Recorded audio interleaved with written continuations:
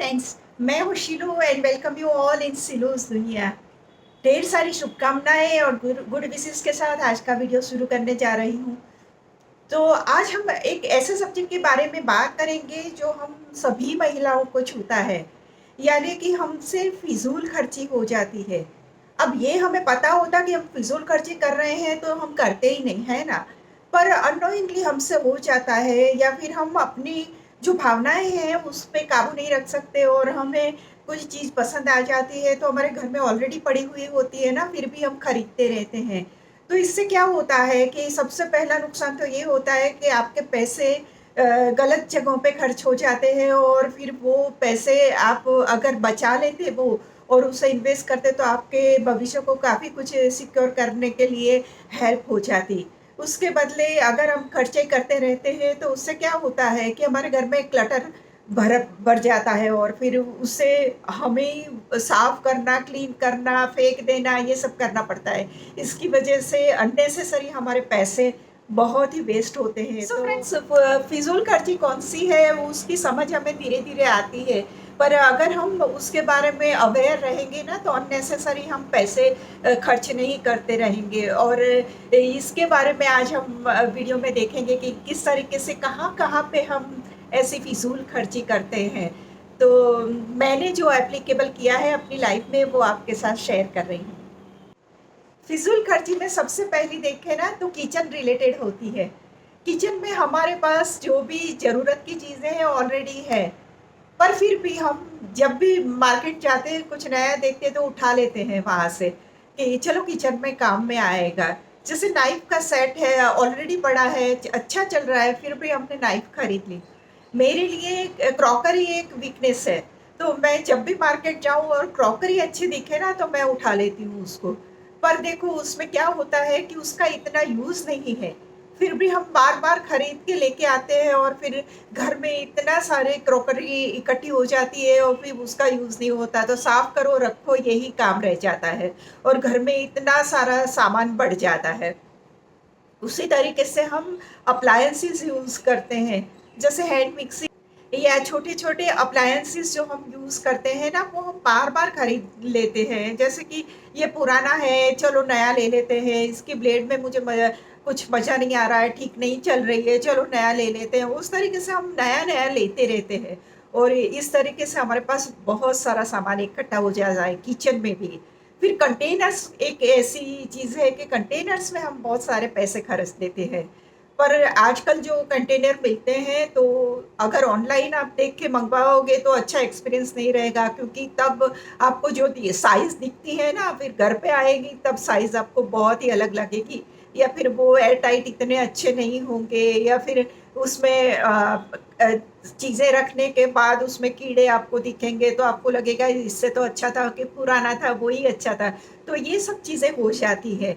तो यहाँ पे हमें कंट्रोल करना पड़ेगा और सोच समझ के खर्चा करना चाहिए। सेकंड जो फिजूल खर्ची होती है ना वो है अपने कपड़ों के पीछे, फैशन के पीछे और ब्रांडेड क्लोथ्स के पीछे। अब ब्रांड में तो ये हो जाता है कि आप रूटीन के जो कपड़े हैं ना वो आप ब्रांड में से नहीं लोगे और लोकल मार्केट से ले लोगे, तो क्या है कि मिक्स एंड मैच करके आप जो पहनोगे ना वो अपनी क्रिएटिविटी भी दिखाएगा और स्मार्टनेस भी दिखाएगा। तो वो रूटीन के कपड़े आप उसमें से ले सकते हैं। ब्रांड के कपड़े जो हैं वो महंगे बहुत आते हैं और उससे फिर अगर आप ओकेजनली पहनने के लिए लेते हैं तो काफ़ी कुछ पैसे आपके बच जाएँगे। तो रूटीन के लिए जैसे बैंक में जाना है, सब्ज़ी लेने जाना है, ऐसे बच्चों के स्कूल में जाना है तो आप नॉर्मल कपड़े पहन सकते हैं। उसी तरीके से फैशन का बहुत लेडीज़ को रहता है कि आजकल तो ये फैशन चल रही है, लखनवी कुर्ता ही मुझे चाहिए। अब लखनवी कुर्ता तो बहुत महँगा आता है, तो एक आध दो आपने रख लिए अपने स्पेशल उसके लिए, कोई ओकेशन के लिए, अदरवाइज़ आप नॉर्मल कपड़े भी पहन सकते हैं। तो ये जो ट्रेंड होता है ना, उसके पीछे भागने से हमारे बहुत सारे पैसे वहाँ पे हम फिज़ूल खर्च कर देते हैं और फिर हमारा बजट टाइट हो जाता है। फ्रेंड्स, कपड़ों में ये हो जाता है कि जैसे किसी को अच्छा दिख रहा है ना, वो चीज़ आपको अच्छी दिखेगी ऐसे कोई गारंटी नहीं होती। क्योंकि हर एक का बॉडी टाइप अलग है, फिर वो स्किन टोन अलग है, हर एक तरीके से अलग-अलग हम सब लोग हैं। तो हमें सोच समझ के अपने बॉडी टाइप से ऐसे सब देख के कपड़े खरीदने चाहिए। जैसे क्लासिक जो कपड़े होते हैं ना, वो एवरग्रीन होते हैं और हमेशा ही अच्छे लगते हैं। आप अपनी सिग्नेचर स्टाइल बना सकते हो और उसी तरीके से आप ड्रेसिंग करोगे ना, तो आप यूनिक भी दिखोगे और आप फैशन के पीछे भागोगे भी नहीं। तो अपने तरीके से थोड़ा अपने आइडियाज़ लगा के अपनी सिग्नेचर स्टाइल जो बनाओगे ना, वो बहुत ही आपको बेनिफिशियल रहेगी और आपको बहुत अच्छी दिखेगी। फिर नेक्स्ट फिजूल खर्ची जहाँ पे हो जाती है ना, वो है हमारे कॉस्मेटिक में। जो हम सालों से यूज़ करते हैं, जो हमारी स्किन टाइप के अकॉर्डिंग है और वो हमें सूट हो गए हैं ना, वही हमें ज़्यादातर इस्तेमाल करना चाहिए। क्योंकि देखो, मार्केटिंग के लिए ये लोग बहुत सारे हमारे लिए अट्रैक्शन रख देते हैं कि स्किन को ऐसे इम्प्रूव करेगा या ऐसा हो जाएगा, आप ऐसे दिखोगे। उस टाइप का जो मार्केटिंग होता है ना, उसमें हमें फंसने की ज़रूरत नहीं है।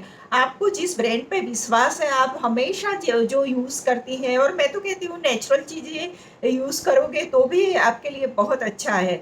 तो आप उसी चीज़ को पकड़ के रखिए कि जो आपको आपके लिए अभी तक एक्सपीरियंस से आपको पता है कि बेस्ट है। तो ऐसी चीज़ों पे नई-नई चीज़ें मार्केट में आती रहती है, उसको आज़माने से एक तो ये भी प्रॉब्लम हो सकता है कि आपकी स्किन को नुकसान हो सकता है, फिर उसके लिए फिर आपको नई दवाइयाँ वग़ैरह करना पड़ेगा या फिर आपको स्किन स्पेशलिस्ट के पास जाना पड़ेगा। उससे अच्छा है कि जिस पे आपको ट्रस्ट है ना, वही चीज़ें यूज़ करिए और वही चीज़ें खरीदिए। अननेसेसरी चीज़ें लोगे तो फिर वो फेंकनी ही होगी। नेक्स्ट है कि एक्स्ट्रा ज्वेलरी। ज्वेलरी हम बहुत खरीदते रहते हैं और आजकल तो सोना इतना महँगा हो गया है और रिस्की भी हो गया है। जो है हमारे पास वो हम पहन नहीं सकते, तो वो तो लॉकर में ही पड़े रहते हैं और लॉकर की शोभा बढ़ाते हैं। तो हमारे पास कोई ऑप्शन नहीं रहता कि हम फिर इमिटेशन ज्वेलरी में जाएँ। अब इमिटेशन ज्वेलरी में भी बहुत सारी अलग-अलग वैराइटीज़ होती है और प्राइस भी बहुत हाई होती है उसकी भी। तो बार-बार हम वो खरीदते रहेंगे ना, तो ये इसकी तो रीसेल वैल्यू भी नहीं होती, हमारे पैसे फिर वेस्ट ही जाने वाले हैं। यानी हर एक कॉस्ट्यूम के साथ आपको हर एक नई-नई ज्वेलरी खरीदनी है, वो वाला जो एटीट्यूड होता है ना, वो नहीं करना चाहिए। मिक्स एंड मैच करना सीख जाना चाहिए और कुछ बेसिक ज्वेलरी आपके पास है, इनफ है। फिर उसको ही आप बार-बार यूज़ करते रहोगे ना, कुछ स्मार्टली यूज़ करोगे, तो पता भी नहीं चलेगा कि आप वही-वही ज्वेलरी पहन रहे हो। तो ये तो एकदम टोटली वेस्ट ऑफ मनी है, क्योंकि उसका कोई रीसेल वैल्यू ही नहीं है, तो उसे खरीद-खरीद के फिर क्या करोगे आप? तो ऐसे ही घर में भी हम बहुत सारी डेकोरेटिव चीज़ हमें पसंद आ जाती है और लेके आ जाते हैं, पर हमें पता नहीं होता कि मैं ये कहाँ रखूँगी? क्योंकि देखो, हर एक चीज़ सुंदर तब दिखती है जब उसको प्रॉपर जगह पे रखी गई हो। तो आपको पहले सोचना चाहिए कि ये चीज़ मुझे पसंद तो है, पर मैं रखूँगी कहाँ मेरे घर में? अगर उसकी जगह आपके दिमाग में आ जाती है और आपको लगता है कि वहाँ पे बहुत ही सुंदर लगेगा ये चीज़, तो आप उठा लीजिए, कोई प्रॉब्लम नहीं है। पर अननेसेसरी कुछ सोचे बिना अच्छा है तो उठा लिया और फिर घर पे आके सोचना कि अरे ये जगह ही नहीं है, मैं कहाँ पे रखूँ?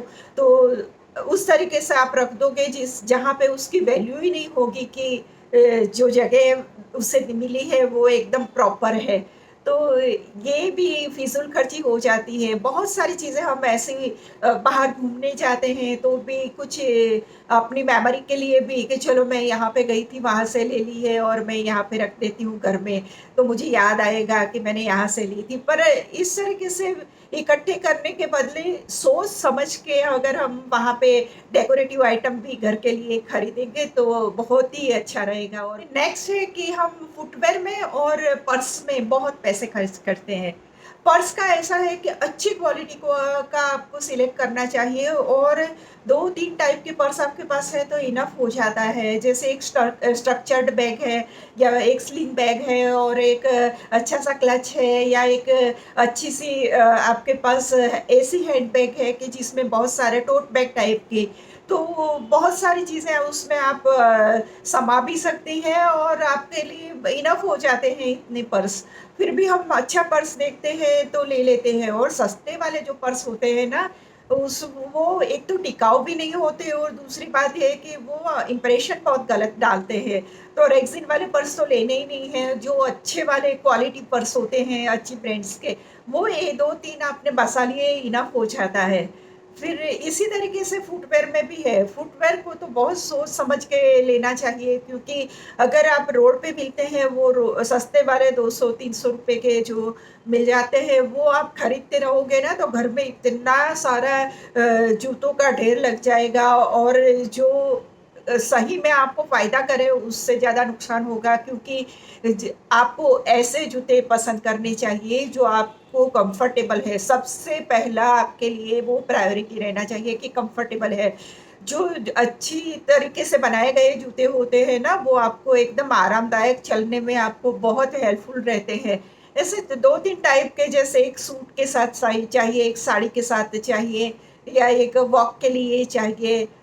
तो इस तरीके के जो 3-4 टाइप के जूते होते हैं ना, वो इनफ हो जाते हैं हमारे लिए। इतने सारे ले बार बार लेने से क्या होता है कि जो सस्ते वाले होते हैं ना, उसमें वो साइंटिफिकली कुछ एंगल से बनाया नहीं होता है, उसमें फिर हमें बहुत सारे प्रॉब्लम हो जाते हैं, पैरों का दुखना, फिर हमारे स्पाइनल में पेन होना, ये सब तकलीफ़ें होने लगती हैं, और जैसे जैसे टाइम जाता है तकलीफ़ें बढ़ जाती हैं।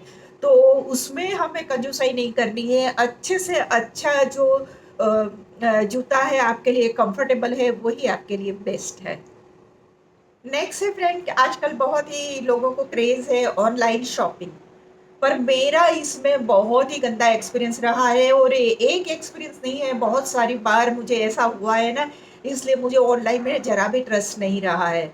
जैसे ऑनलाइन में अगर आप कपड़े खरीदते हो, तो जब आप देखते हो ना, वहाँ से जब आता है ना वेबसाइट से, तो उसका कलर चेंज हो गया होता है, आपको दिखता अलग है, यहाँ पे अलग है, साइज़ में गड़बड़ हो जाती है, हर एक ब्रांड की अलग साइज़ होती है।